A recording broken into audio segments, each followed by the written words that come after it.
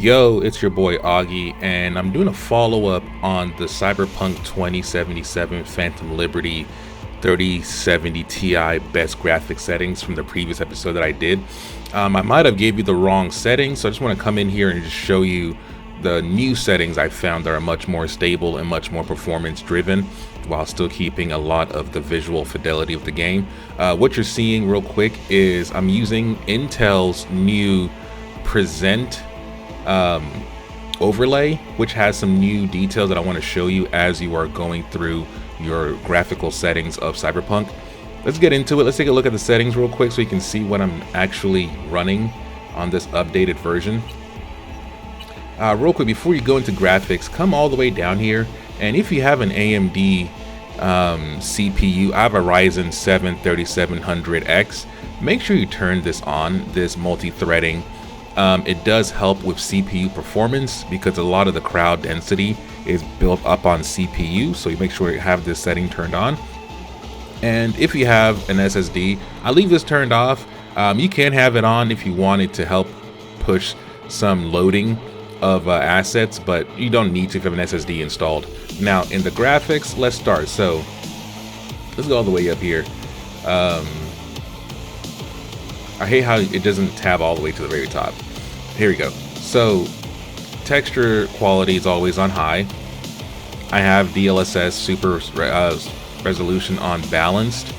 And here, I'll just go down the list. I won't say everything. You can just read for yourself.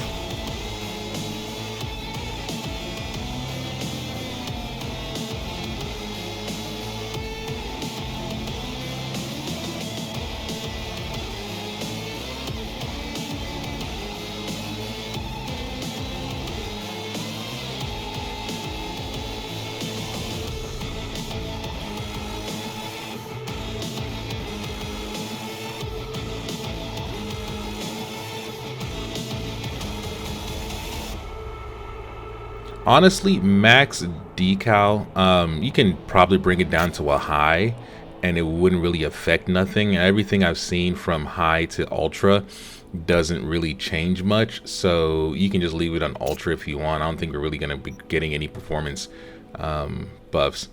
Ambient occlusion, you could bring it down to medium, but I'll leave it on high. You can change it on your settings, but this is just what I'm running for a much more complete build of what graphical settings. Ray tracing is on.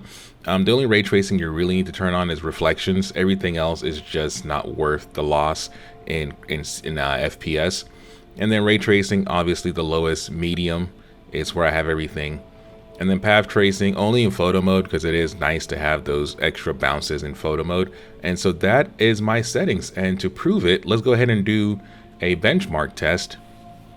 And so what we're looking for, if you notice that second graph on the left screen that says frame time and GPU busy, if those two bars are far apart, it means that the GPU is waiting for the CPU to process things. So your CPU is your bottleneck. The closer they are together, that means you're getting the most out of your CPU and your GPU is pushing out the same. So as you can see, the bars are pretty much on top of each other with a little bit of a gap, but for the most part we are seeing frame rates in the 60s in this benchmark area. It dips into the 50s for a little bit, but then it goes right back to the 60s, and we might even see some 70s in a second. There we go. So for the most part, we're keeping our frames above 60, which is great. Visual fidelity is still great. You can see a little bit of the mesh, low resolution cloud textures a little bit, but I don't think it's something that's going to be a game-breaking issue. Here is where it gets a little bit heavy, but we're still in that upper 50 FPS range. We might dip into the 40s for a second here if I don't think we will. So yeah, there you go. So with the game's benchmarking with these settings, we're seeing a great 61 average FPS, and these are the current settings of my PC.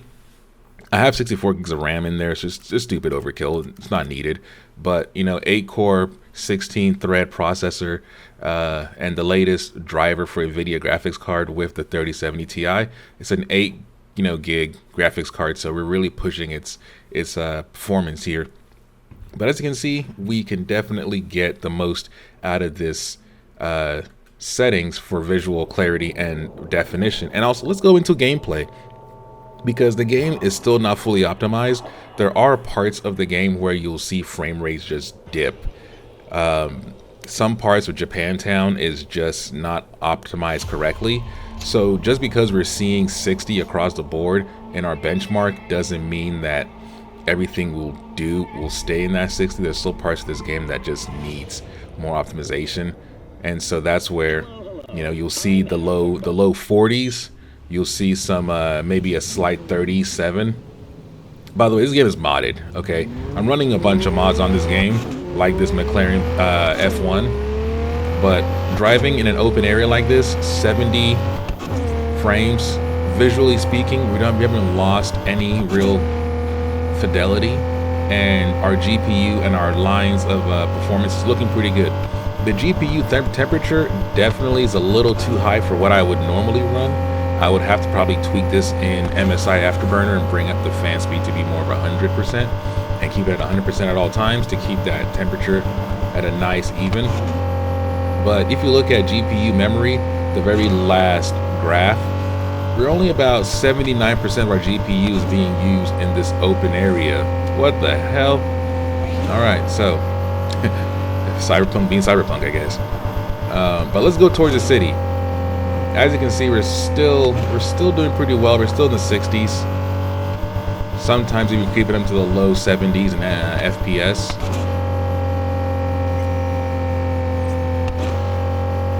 As we make our way into the city, though, we're gonna notice just some dips into the 50s. And no matter what you do, performance-wise or graphics-wise, these pop-ins you're seeing will always be there. This is just the game's optimization not being the best. So you'll always see pop-in. No matter what you do, you'll always see that pop-in artifact coming in. And so it's just part of the fun of Cyberpunk, I guess. So you gotta live with it.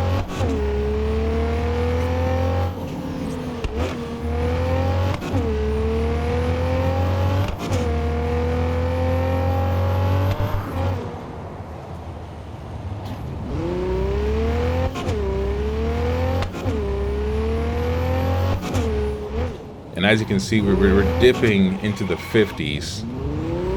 So we're not getting that consistent 60 that we got in our benchmark. But for the most part, we do see mostly 60s. Let's go down here. This is where I wanted to take you guys for a second and just kind of let you see. The more elements are on screen, the more that dip we'll start to see in that 40 range. So essentially, we're getting a premium. See, shit, even got 30, 23. Yikes, 22, 25. So it's just the game, you know. It's unfortunately, this game is future-proofed the hell out. And so the better graphics cards come out. I can't wait for FSR 3 to come out for this game, so we can see some double frame rate performances. But as you can see, it's just what it is. I'm gonna have to live with this. If you want this to be even better, I would say just turn off ray tracing altogether, because that's probably the best you're ever gonna get, is just no ray tracing.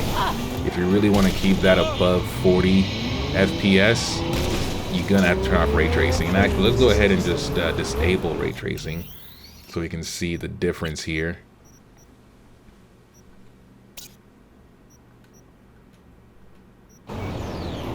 And now with ray tracing turned off, the visual quality of the game has definitely taken a bit of a hit.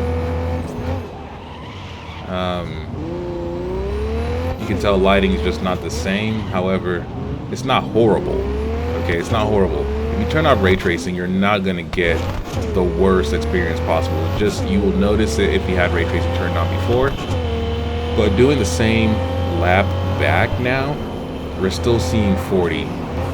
So we're not really like changing much. It's still in the 40s.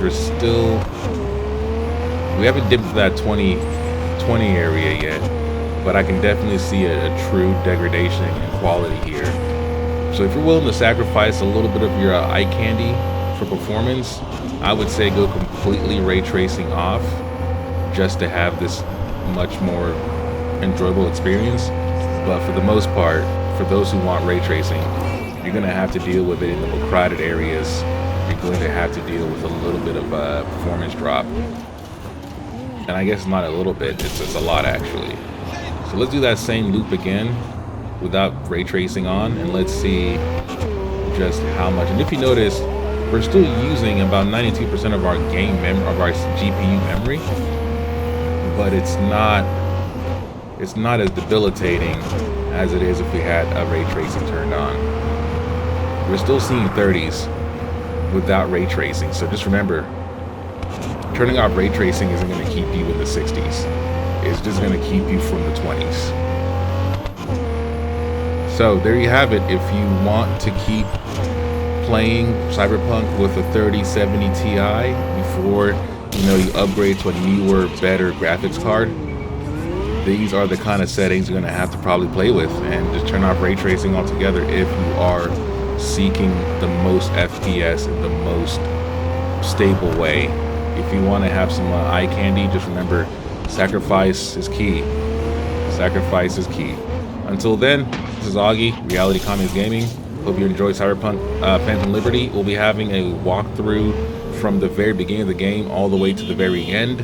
Now that all the updates have come out, we have some mods we are using, so we will be using those mods in this playthrough. So the McLaren will come back. Most definitely the McLaren will come back. And before I let you go, just one more mod, the one that we wish they had included in 2.0 but they didn't. Maybe it'll be in Cyberpunk 2, the next game, but let's go for a walk in third person. Alright y'all, you can keep watching. I'll keep walking for a minute if you want to enjoy this mod, but until then, I'll see you when we do other videos. Peace.